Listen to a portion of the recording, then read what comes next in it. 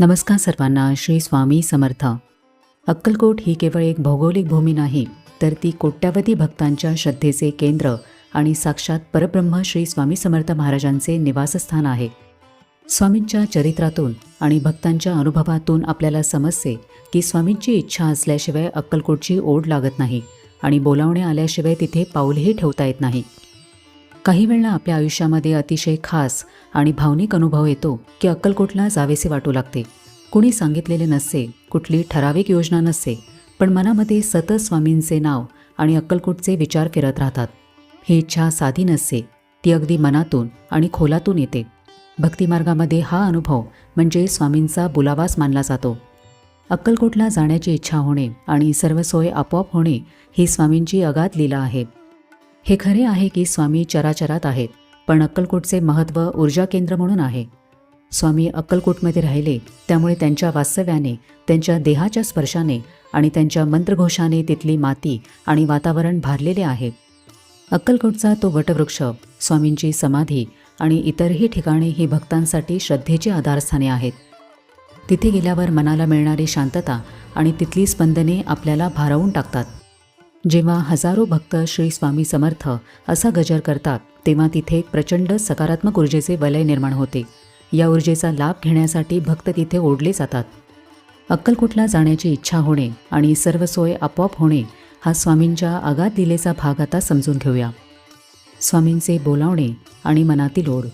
अनेकदा आपण प्रवासाचे बेत आखतो, पण ते पूर्ण होतातच असे नाही. मात्र अक्कलकोटच्या बाबतीत गणित वेगळे असते. जेव्हा आपल्या आयुष्यामध्ये एखादे मोठे संकट येणार असते किंवा जेव्हा आपल्याला मानसिक शांतीची नितांत गरज असते, तेव्हा अचानक आपल्या मनामध्ये अक्कलकोटला जाण्याचे विचारचक्र सुरू होते. स्वामी आपल्याला एखाद्या अदृश्य शक्तीने खेचून घेतात. मला स्वामींकडे जायचे आहे ही इच्छा आपल्या मनात निर्माण होणे हाच आपल्याला पहिला संकेत असतो की स्वामींनी आपल्यासाठी त्यांचे द्वार उघडले आहे. इच्छा अचानक नाही, तर आतून येते. अक्कलकोटला जायची इच्छा कधी अचानक निर्माण होते. कालपर्यंत काहीच विचार नव्हता, पण आज मन अस्वस्थ होते. स्वामींचा फोटो पाहिला की डोळे भरून येतात. कोणीतरी अक्कलकोटचा विषय काढतो. यूट्यूबवर किंवा इतरत्र आपण एखादा व्हिडिओ बघतो. कुठेही स्वामींचे नाव कानावर पडले की मन थबकते. हा योगायोग नसतो, तर हा संकेत असतो की स्वामी आपल्याला आठवत आहेत. आपल्याला कारण समजत नाही, पण अक्कलकोटला जाण्याची ओढ निर्माण होते. ही ओढ म्हणजे स्वामींची हाकच असते.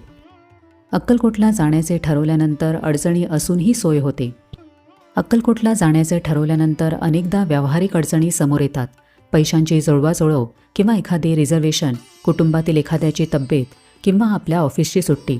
पण स्वामी ज्यांना बोलवतात त्यांच्या मार्गातील हे सर्व अडथळे आपोआप दूर होऊ लागतात. अनेक भक्तांना अनुभव आहे की सुरुवातीला पैसे नसतात, पण अचानक कुठून तरी जमतात. वेळ मिळत नाही असे वाटते, पण सुट्टी मिळते. कोणी सोबत नाही असे वाटते, पण सोबतही मिळते. एखादे तिकीट, राहणे, प्रवास सगळे एकामागोमाग एक जुळत जाते. काही वेळेला प्रवासाचा खर्च कमीत कमी होईल आणि सोयीसुविधा उपलब्ध होतील अशी परिस्थिती निर्माण होते. ही स्वामींचीच किमया असते. अशा वेळेला मनामध्ये खोल भावना येते की मी काहीच केले नाही, सगळे काही स्वामींनी आपोआप जुळून आणलेले आहे. अशा अवस्थेमध्ये आपल्याला समजते की मी अक्कलकोटला जात नाही, तर मला घेऊन जाण्यात येत आहे. स्वामी स्वतः मार्ग मोकळा करतात.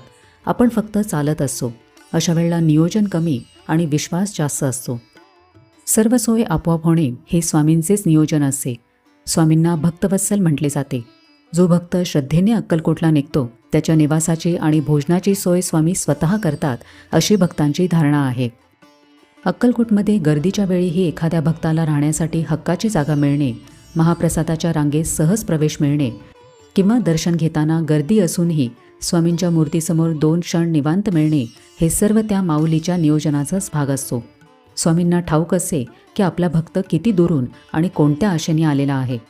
त्यामुळेच अनोळखी शहरात असूनही तिथे गेल्यावर आपल्याला आपल्या घरी आल्यासारखेच वाटते. काही वेळेला अक्कलकोटच्या प्रवासात आपल्याला अशा अनेक व्यक्ती भेटतात ज्या अनपेक्षितपणे आपल्याला मदत करतात. कधी रस्ता दाखवणारा अनोळखी माणूस, तर कधी प्रवासामध्ये जागा करून देणारा प्रवासी. या व्यक्तींच्या रूपामध्ये स्वामी स्वतः भक्तांची सोय करत असतात. जेव्हा एखादा भक्त स्वामींच्या इच्छेने अक्कलकोटला पोहोचतो, तेव्हा केवळ प्रवासाची सोय होत नाही, तर त्याच्या अंतर्मनातील वादळेही शांत होतात. स्वामींच्या मठामध्ये पाऊल ठेवताच मिळणारी शांतता ही सर्व सोयींपेक्षा मोठी असते. अक्कलकोटला पोहोचणे म्हणजे आत्म्याची शुद्धी करण्याचीच प्रक्रिया आहे. अक्कलकोटला गेल्यावर स्वामींचे दर्शन नाही तर त्यांची भेट होते. आपल्याला असे वाटत नाही की आपण फक्त दर्शन घेतले, असे वाटते की स्वामींशी भेट झाली. डोळ्यांनी पाहणे वेगळे, पण स्वामींना मनाने जाणवणे हे खूप खोल असते. समाधीसमोर किंवा स्वामींच्या मंदिरात उभे राहिल्यावर शब्द थांबतात, मन शांत होते, डोळ्यातून पाणी येते, पण दुःखाचे नसते, मन हलके झाल्याचे असते. अनेक भक्त सांगतात की मी खूप प्रश्न घेऊन गेलो होतो, पण परत येताना एकही प्रश्न उरला नाही. उत्तरे मिळाली म्हणून नाही, तर प्रश्नच गळून पडले. हीच खरी स्वामींची कृपा असते. अक्कलकोटवरून परत आल्यानंतरही स्वामी सोबतच असतात. नामस्मरण अधिक स्थिर होते, मन लवकर अस्वस्थ होत नाही. परिस्थिती बदलली नाही तरी मन बदललेले असेल. आपण सर्व अडचणींवर मात करून अक्कलकोटला पोहोचतो, हा स्वामींचा इशाराच असतो की करते आणि करविते हे स्वामी महाराजच आहेत. आपण अक्कलकोटला गेलो या अहंकारापेक्षा स्वामींनी मला बोलवले हा भाव जास्त महत्त्वाचा आहे. जेव्हा आपण सर्व भार स्वामींवर सोपवतो तेव्हा ते केवळ अक्कलकोटच्या प्रवासाचीच नाही तर आपल्या संपूर्ण जीवन प्रवासाची सोय करतात. अक्कलकोटच्या प्रवासाचे फलित म्हणजे आपल्या अहंकाराचा नाश होतो. आपली श्रद्धा दृढ होते, कारण स्वामी पाठीशी आहेत यावर शिक्कामोर्तब होते. अनेक वेळेला अक्कलकोटहून परतल्यावर आपल्या जीवनातील कठीण प्रश्न सुटलेले असतात. ज्यांना अक्कलकोटला जायला मिळत नाही त्यांनी काय समजावे? जर तुमची अक्कलकोटला जाण्याची तीव्र इच्छा असूनही काही कारणामुळे, जसे की आर्थिक, शारीरिक किंवा कौटुंबिक कारणांमुळे जर तुम्हाला जाता येत नसेल तरीही निराश होऊ नका. काही गोष्टी लक्षात ठेवा की ही स्वामींची इच्छा आहे. स्वामींना माहिती आहे की तुमची भक्ती खरी आहे, पण कधीकधी स्वामी आपली सबुरी पाहतात. इच्छा असूनही जायला मिळत नसेल तर स्वामी नाराज आहेत असे नाही. काही वेळेला वेळ योग्य नसेल तर मार्ग उघडत नाही. काही वेळेला मार्गातले अडथळे दूर झालेले नसतात. लक्षात ठेवा की स्वामी सर्वत्र आहेत, आपल्या घरात, मनात, नामस्मरणात. अक्कलकोटला जायला मिळाले नाही तरीही स्वामी कुठेही दूर नसतात, ते सदैव आपल्यासोबत असतात. अक्कलकोटला जायला मिळणे हे भाग्याचे आहेच, पण न जाता येणे हे दुर्दैव मुळीच नाही, कारण तुमची भक्ती जिथे आहे तिथेच स्वामींचे अक्कलकोट आहे. अक्कलकोटला जाण्याची इच्छा होणे हे तुमच्या भाग्योदयाचे लक्षण आहे. जर तुमच्या मनात असा विचार येत असेल तर समजून जावे की स्वामींची कृपा तुमच्यावर होत आहे. परिस्थिती कशीही असो, एकदा का तुम्ही श्री स्वामी समर्थ असे म्हणून पाऊल उचलले की रस्ता दाखवायला आणि सोय करायला ती अक्कलकोटची माऊली खंबीरपणे उभी असते. स्वामी सदैव आपल्यासोबत आहेत, काळजी नको, हा अनुभव प्रवासात पावलोपावली येतो.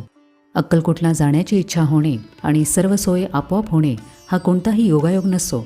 स्वामींचा स्पष्ट, प्रेमळ आणि वैयक्तिक बोलावा असतो. जिथे स्वामी बोलावतात तिथे मार्ग आपोआप तयार होतो. आपण फक्त विश्वास घेऊन चालावे.